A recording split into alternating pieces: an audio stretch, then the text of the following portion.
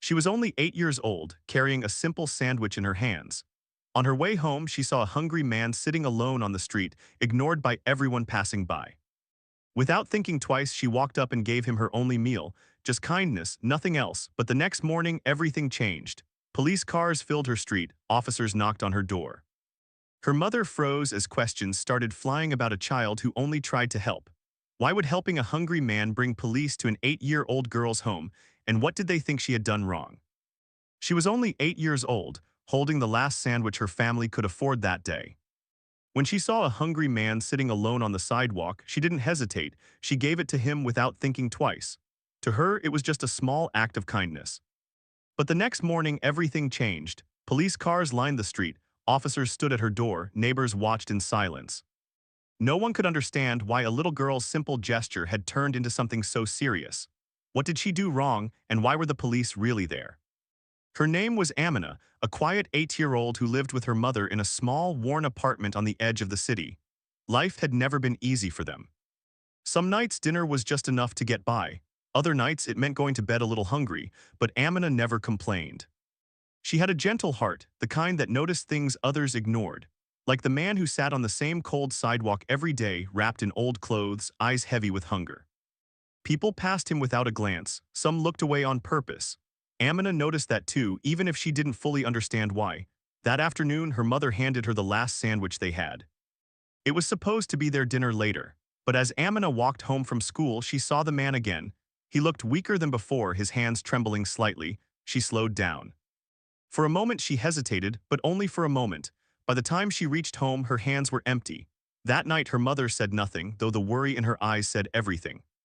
And outside, the world carried on like nothing had changed. But something had, because somewhere someone had seen what Amina did, and they didn't see kindness at all.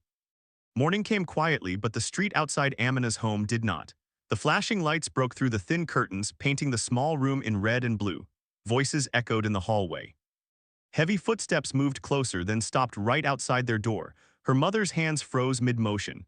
Amina stood still, her heart pounding in a way she didn't understand. When the knock finally came, it wasn't gentle.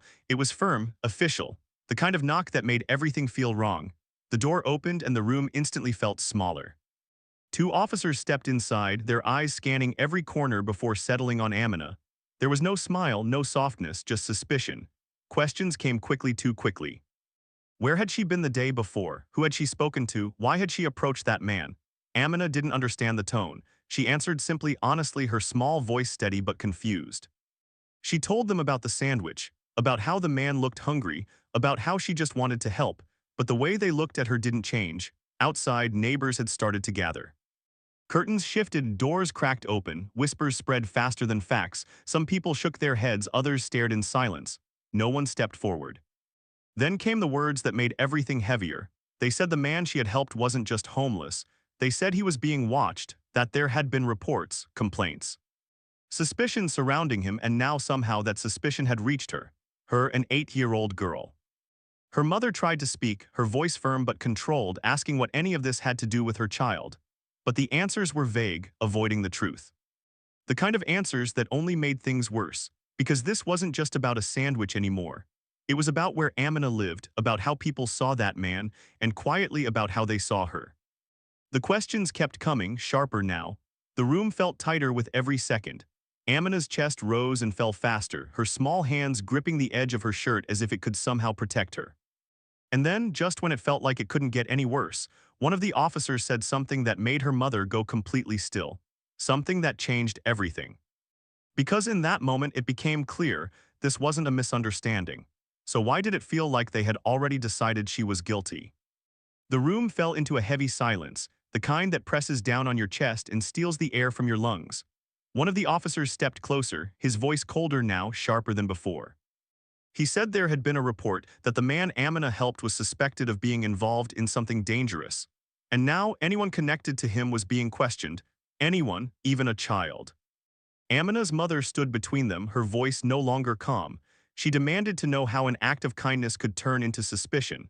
But the officers didn't step back. Instead, they moved forward, closer to Amina. That's when fear truly set in. Amina's small body stiffened as one officer crouched to her level, his eyes searching her face like she was hiding something. Questions came faster, louder. Her answers started to shake. Her words tangled together. She wasn't just confused anymore, she was scared. Outside, more people had gathered. Phones were out now recording, but no one spoke. No one intervened. And then, in a moment that felt like it lasted forever, one officer reached for her arm. Her mother reacted instantly, pulling Amina back, her voice rising with a force that shook the room.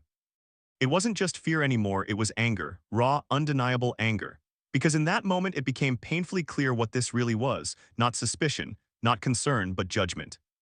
A judgment made long before they knocked on that door, the tension snapped, voices clashed, the hallway filled with noise. And right as everything spiraled out of control, something unexpected happened, something that made everyone freeze. Because the truth had just arrived and it was about to change everything. The hallway went silent as a man stepped forward through the crowd outside. His presence didn't match the chaos, calm, composed, and unmistakably certain. The officers turned, their expressions shifting in an instant. He spoke quietly, but whatever he said carried weight. Within seconds, the tension that had filled the apartment began to unravel. The truth came out quickly after that. The man Amina had helped wasn't a threat. He had been under observation, yes, but not for danger, for protection. He was a missing witness in a case, someone vulnerable, someone overlooked. And the only person who had treated him with humanity was Amina. The officers stepped back, their questions stopped. The suspicion that once filled their eyes faded into something else, something closer to regret. But the damage had already been done. The flashing lights disappeared, the crowd slowly scattered. And the small apartment returned to silence, yet nothing felt the same. Amina sat quietly, her small hands resting in her lap, no longer trembling, but no longer carefree either. Something had shifted inside her. A moment that should have been about kindness had turned into fear. Her mother held her close, but even that couldn't erase what had happened. Because this was never just about one little girl. It was about how quickly kindness can be questioned when it comes from the wrong place, how easily innocence can be overshadowed by assumptions, and how even in moments of goodness, bias can still find its way in. Amina had done something pure, something simple, something right, and yet she was treated like she had done something wrong. So the question remains, if kindness can be met with suspicion, what does that say about the world we're living in?